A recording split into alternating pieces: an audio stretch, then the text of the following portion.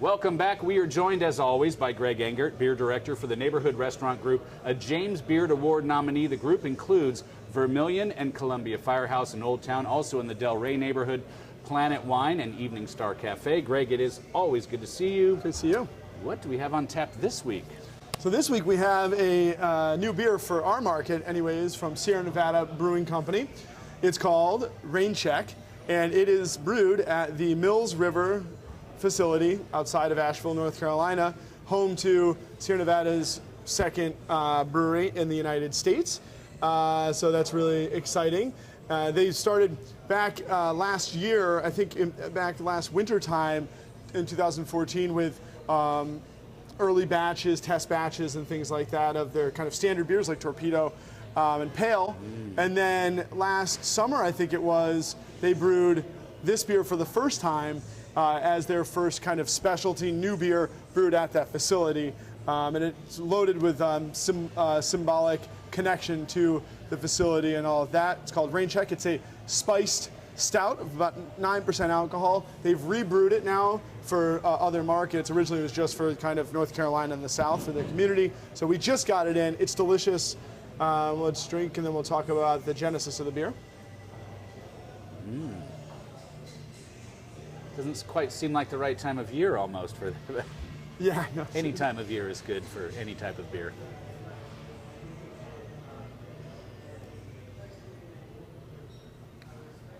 Oh, wow.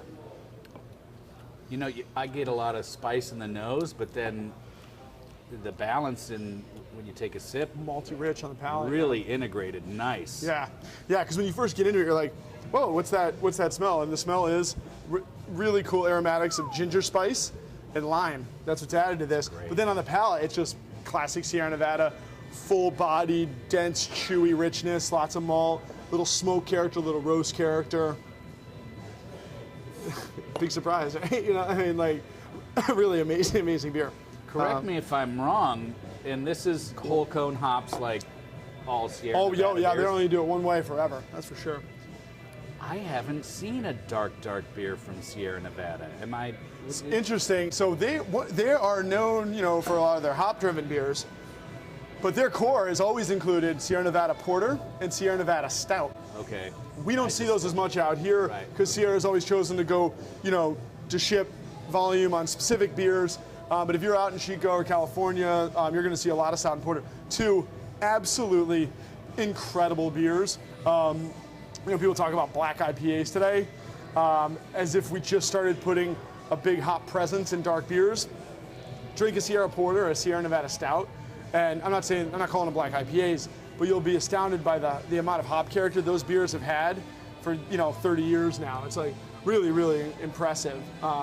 This beer itself was inspired by the trials and tribulations of getting this damn brewery open in Mills River over time. So I think they officially broke ground in 2012, but didn't actually start producing until 14.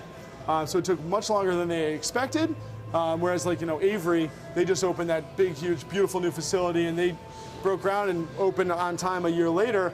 Well, that's because the weather did not cooperate in Mills River, North Carolina. In 2012, rained like cats and dogs, really cold, and then 13 was one of the rainiest ever in this area of North Carolina. So that's why it's called Rain Check. It's kind of paying homage to that.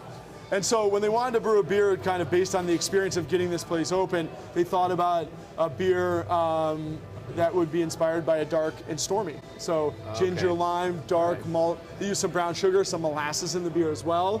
Dark and stormy indicating the weather that held them up for so long, but also kind of indicating the kind of beer you need to drink in that weather as well. We've got a theme going on because 2 weeks ago we had Avery's beer that was sort of styled after a Manhattan. Crazy. What's next? Gin and tonic? I don't know that would work. Actually, funny that you mentioned that because they are doing this.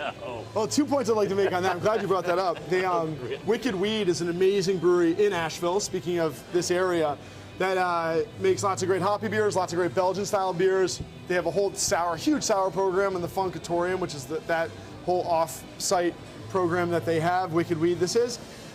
They have a beer that they brew and serve in the summertime called Cool Cumber that is basically based on like a Hendrick's gin cucumber cocktail, and it's absolutely delicious. We actually did an event with them at Church Key over Savor Week, and it's really, really tasty stuff. One thing I will say too about cocktail beers is I'd much rather drink a beer inspired by a cocktail than drink a cocktail that has beer in it. So I'm not a big beer cocktail fan, and we've kind of gotten to the next level now. So when breweries are inspired by cocktails to make beers, they're not trying to make the beer taste like the cocktail. They're just making something that's inspired by the cocktail. And I think it's leading to beers that are great on their own rather than only great if you know the story behind them.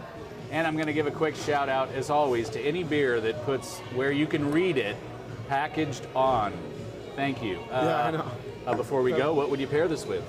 So I've been thinking about the malt character in this beer a lot, and that ginger note and a little bit of lime, and kind of keeping with my theme of when I work a lot. So when I eat at home, he does. I had some of this just the other night with some Chinese food, and it was awesome. You can think of like anything Mongolian beef, things that have like ginger in them, fried rice, lo mein, but the kind of a soy sauce and this malt character and that little hint of lime, it was dynamite with the Chinese takeout. Excellent. Greg, thank you as always. Thank you. Everyone, please always do drink responsibly, and be sure to bring your thirst next time for another Beer of the Week.